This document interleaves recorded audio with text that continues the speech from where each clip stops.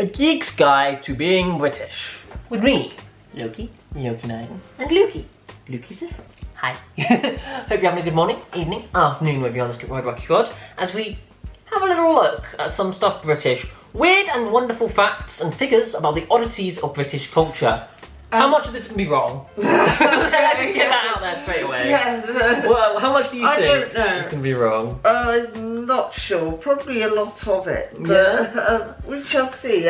Let's have a look and talk about stuff. I mean, I guess it's subjective. Yeah. Because, But then... because, for example, like, if you're, say, from the north, it's a chip butty. Yeah, I get what you mean. But then if you're from Dorset, so like somebody who is a tourist is a grockle. Yeah. So there might be things we don't know. Yeah. Might be things we're like, that can't be true. Let's have a look. Being British. And just go through every single one of these and have a look. So... Or if you're Geordie, it might be a bacon sarnie. Exactly. Like there's so Down many here things. it's a bacon butty. Or a bacon sandwich. Yeah. It all depends on where you're from. The average British person drinks around 876 cups of tea a year. So that's around like 2.5 cups of tea a day. No. No. Well, that's the thing. Some people might. We don't drink much tea, do we? No. I mean, my mum drinks a lot of tea. Yeah. That's a high number though. 876 cups of tea. There are some people who like drink 5 cups a day. So I'm going to put that in the plausible pile. yeah, We're going to have plausible. yes, plausible, no, Yeah. plausible. Windsor Castle in the English county of Berkshire is the oldest royal residence in the world that is still being used by a royal family. True. I'd have to agree with that one. Yeah, that makes sense to me. Because it is in Berkshire. Yeah, it's Berkshire old. Yeah, it's near Maidenhead, and I know Maidenhead's in Berkshire. Foxo knows more about that. So yeah. Big Ben does not refer to the famous clock, but to the bell inside. Definitely That's true. That's Definitely true. We know that one. Everyone thinks of champagne as a French drink, but in fact it was invented by England by the scientist Christopher Merret in 1662. Yeah, probably. Plausible. It says English facts. Plausible.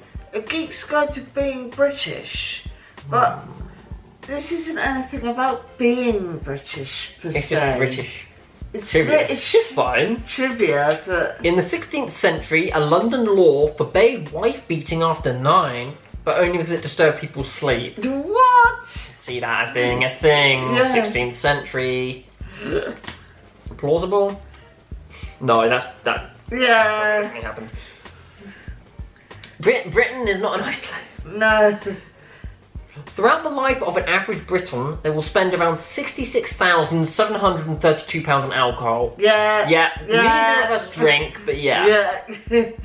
Britain boasts the largest Indian restaurant in the world, probably. The Akash in Cleckheaton, West Yorkshire. I'm not making these things up, it's on there. Cleckheaton. Oh, wow. West Yorkshire can accommodate 850 guests. London has more Indian restaurants than some Indian cities, such as Mumbai and Delhi. Yeah, I can see Indian that. food has been very anglicised. Yeah. A bit like with Chinese food in this country, very anglicised. So, Yeah, yeah. there's like a Chinese takeaway on every corner. More languages, 300, are spoken in the city of London than in any other country in the world. Yeah, London is a cultural melting pot. Of Yeah, it's very diverse. extremely diverse. The Queen owns all the sturgeons, whales, and dolphins in the waters within 3 miles of the UK. I knew about swans. Yeah. Really having all the sturgeons and whales? That's weird.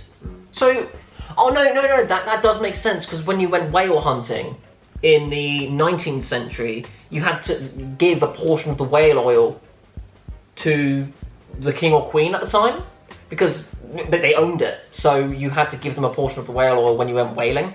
I remember that little fact. Okay. I did not know that. Victoriana. I did not know that whatsoever. Nearly 6,000 people a year in the UK are injured or killed tripping over their trousers. I mean, I do that. You do that. Yeah. At one point in the British Empire, they ruled approximately a quarter of the world's population and covered about a quarter of Earth's total land area. I'm pretty sure it's a third. I think that was wrong. What? I'm pretty sure that the British... At one point in time, the British Empire ruled approximately a quarter of the world's... I'm sure it's a third. I think that's wrong. Maybe. They ruled more than that. They definitely ruled more than that. Should I put it in plausible? I'll put that in the no, No? to be honest. Yeah? That's the first one I think is actually wrong. The thing is, though, most of the Earth's water is... most of the Earth's covered in water. But think about Britain, it has the best navy. They say they control the water as well. Yeah. Uh-huh. It is land mass, but then a quarter of Earth's total population. Sure it would be more than that, because some areas that they controlled, like Hong Kong, for example, until 1996. India, exactly, massive population centres. So I think that's slightly wrong. I think they oversimplified that one. Yeah. Does Fox want a pizza? Uh-huh. Though on another note, know how most of the Earth is water? Yeah. Though none of it is carbonated. So surely the Earth is therefore flat. The door's locked, you need to No.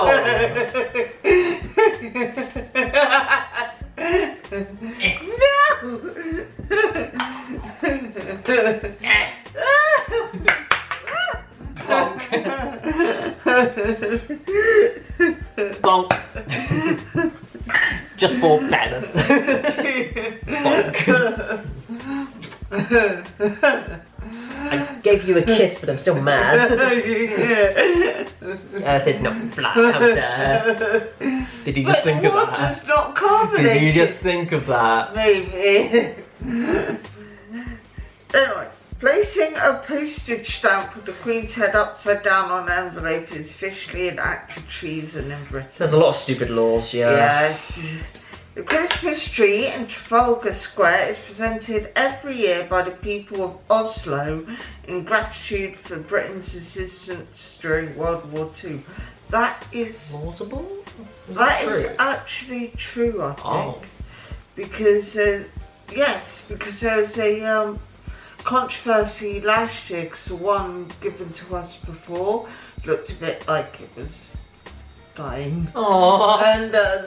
And there was a lot of complaints on Twitter about it. So, of course there was Twitter. Yeah, that's...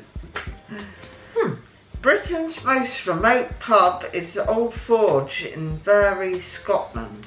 It is 107 miles from its nearest city, Inverness, and has no road access. How do they get stuff there then? Or they can brew it on site, I guess. Yeah. That would make sense.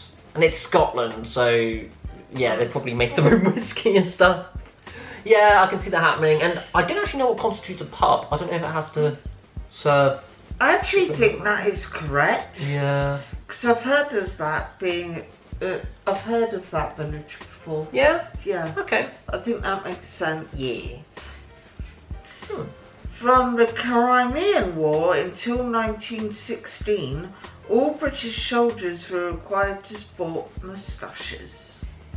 I mean, whenever you do look at old war photos, they do all have mustaches. Every single one of them. Yes. So, and I've got an old picture of my great-granddad, and he was in World War One, and his picture has him with a moustache. Plausible then. I'll put that in the plausible one. It still sounds a bit, Yeah, I'll put that as plausible. Yeah, I'm learning. Yeah. I'm learning. 1 in 4 British adults are obese, yes. The highest rate of obesity in Europe, yeah. Yeah. Britain is the first place in the world to allow the creation of babies from the DNA of free people. Yeah, I mean, they are on the bleeding edge of science. With that, compared to, like, America, for example. Yeah? I'd say plausible. I'm sceptical. I am sceptical. I don't know how the science of that would work. I think you would take the ovum from one person, you would remove the gamete, like DNA section from the egg, put in a second person's sort of like DNA which is compatible with that egg, and then take a third person's sort of like sperm. So that could theoretically be made out of 3 people's DNA. Theoretically. Possibly. You're more sciencey than me. I'd say it's a maybe. Okay. The London Underground, or the Tube, is one of the oldest in the world. The oldest what? It doesn't say the way it's worded. Oldest what? Yeah, the London. Put it in no. No, the London Underground or the Tube is one of the oldest in the world. Oldest what? Oldest underground? There's caves. Yes. Naturally formed. That's just being picky though. Yeah. The British Navy used Britney Spears songs to scare off Somali pirates at the coast of Africa. Ah, it's the Britney woman! Back with me!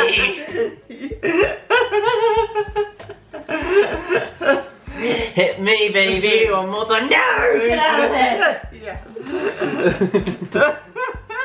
I can try more?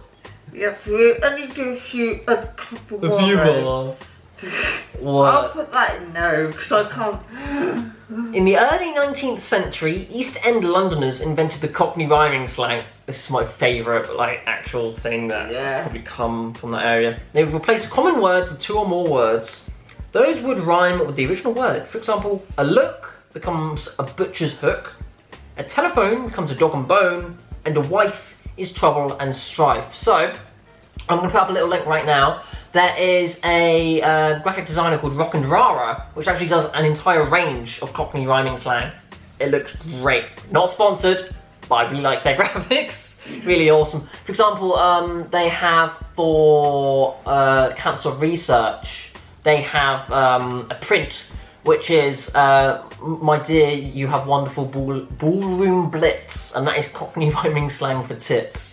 So that is why it's raising money for cancer research, because of course, like breast cancer awareness and stuff. So that's cute. It is a nice little thing. So Cockney rhyming slang is actually really adorable. Scooby Doo is also clue in. That's why I say I don't have a Scooby, because it means I don't have a clue. Cockney rhyming slang. So that is very fun indeed. Should we leave it at that? Because we don't want to like do all of the cards. All of them. And spoil it for everybody. Yeah, I think that's a nice one to end on, because Cockney rhyming slang, it's definitely a rabbit hole you can go down. And I definitely recommend doing it. I'll put some links in the description below, because it's a really interesting language with lots of different etymologies for the words. I'm a geek for etymology. My head's doing a thing? Now it is. Here we are with news and jokes and to and fro and do's and don'ts. Come with me and live a little brand new Luke and Loke. Hooray! It's everybody's favourite internet fluffs, Luke and Loke.